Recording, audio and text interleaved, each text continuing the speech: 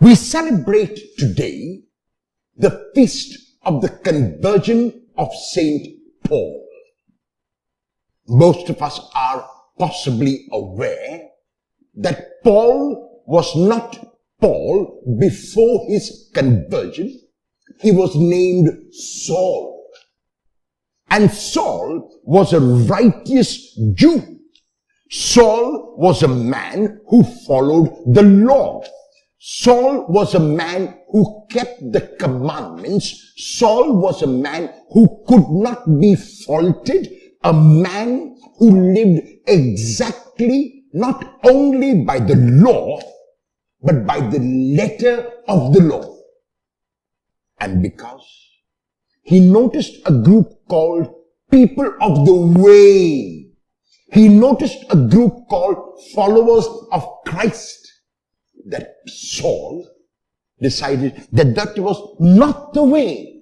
It could not be the way, because in that way, love took precedence over law. In that way, people were allowed freedom that he had never experienced. And so Saul began to look at that way as a challenge. Saul began to look at that way as in a contrast with his, and so began persecuting the followers of the way.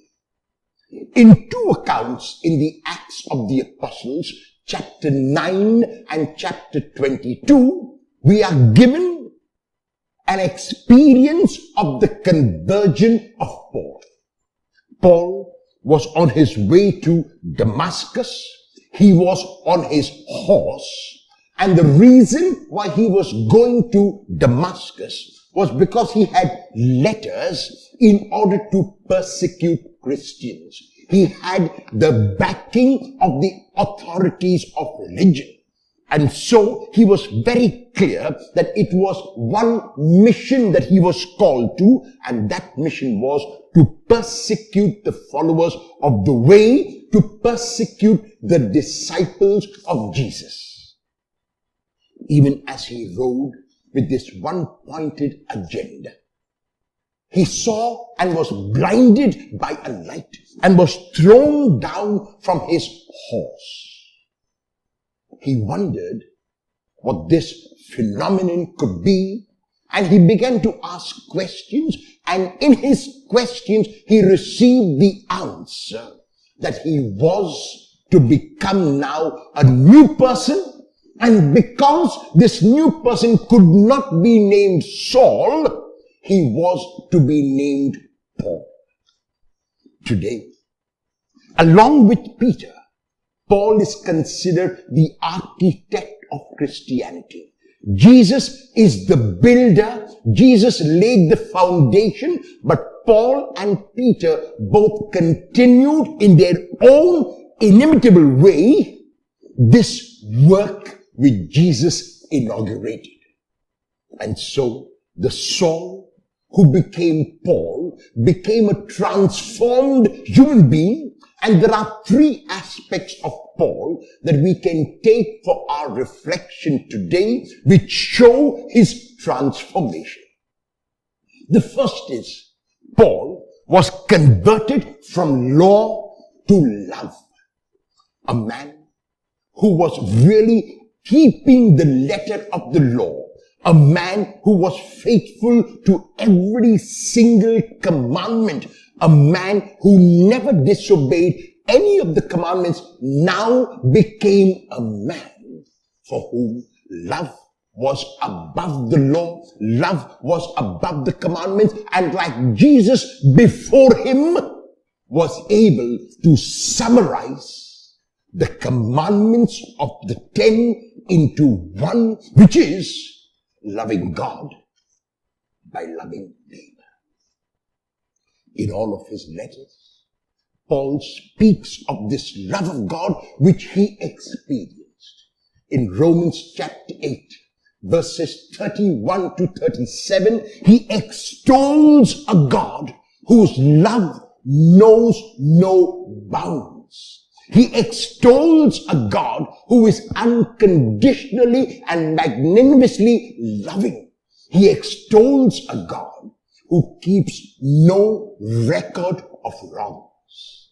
In his first letter to the Corinthians, chapter 13, verses 4 to 8, Paul gives a very beautiful treatise on love when he says that love is patient, love is kind, love keeps no record of wrongs, love is not irritable, love is not boastful, and in a sense, you might say, he was describing himself after his conversion. And so, the first aspect that each one of us can reflect on about this transformation of Paul is from Saul to Paul and from law to love. The second aspect is what we call inclusivity as opposed to exclusivity. Paul regarded himself as a Pharisee, and the meaning of the word Pharisee is separated one. So Paul saw himself as a separated one who was separate from all others whom he would consider sinners.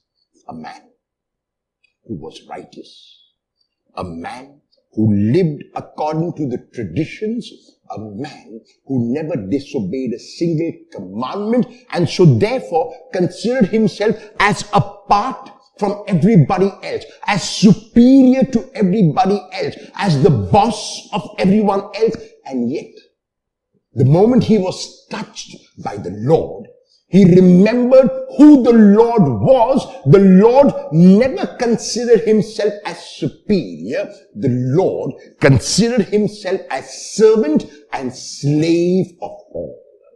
In Mark chapter 10, verse 45, Jesus summarizes his mission in these words when he says, "The Son of Man has come not to be served, but to serve."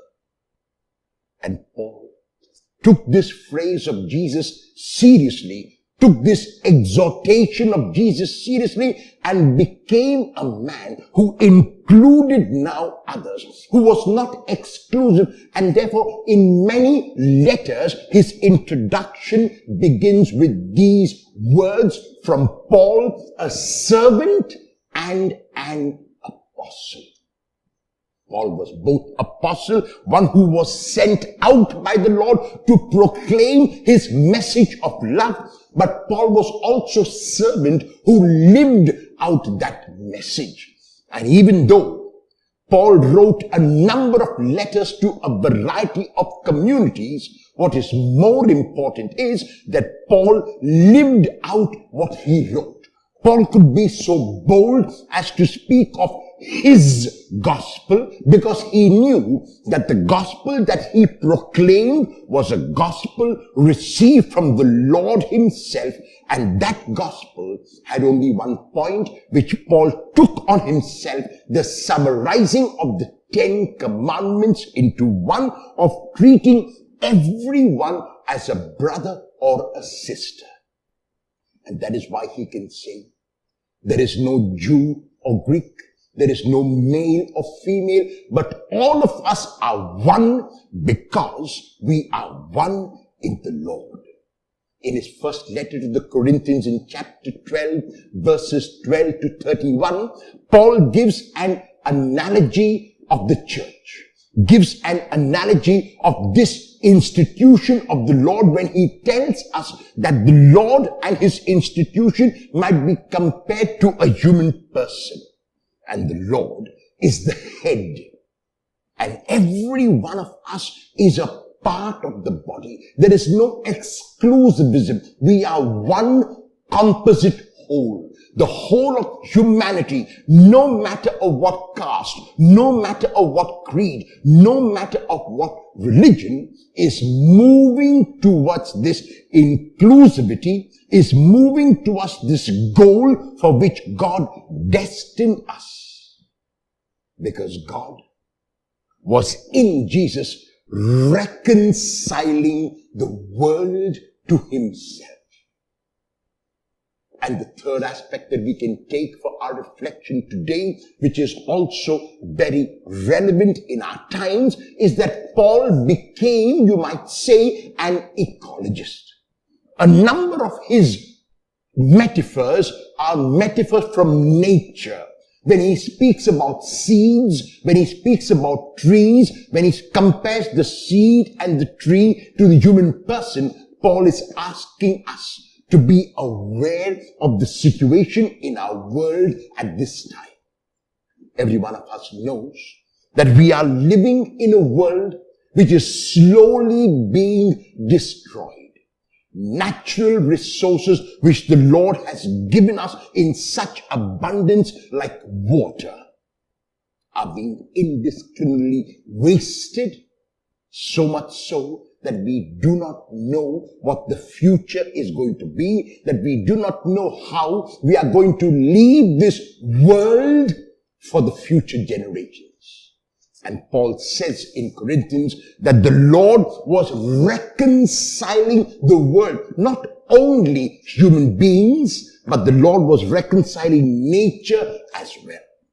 And so therefore, in celebration of the feast of the conversion of Paul, let us remember these 3 points which we take for our own reflection. And the first is that love always supersedes the law. When in doubt, do the most loving thing. There is no exclusivity. There is no us and them. There is no they and I. There is only inclusivity. There is only inclusiveness. There is only moving together in harmony toward that beautiful destination which we call heaven, which we call the kingdom of God. And finally, let us be concerned about nature. Let us reduce the use of things so that we might leave this world a better place for future generations. Let the conversion of Paul be our own conversion from wasters to users, and not indiscriminate waste, but thinking before we can use. A happy feast of the conversion of St. Paul to everyone.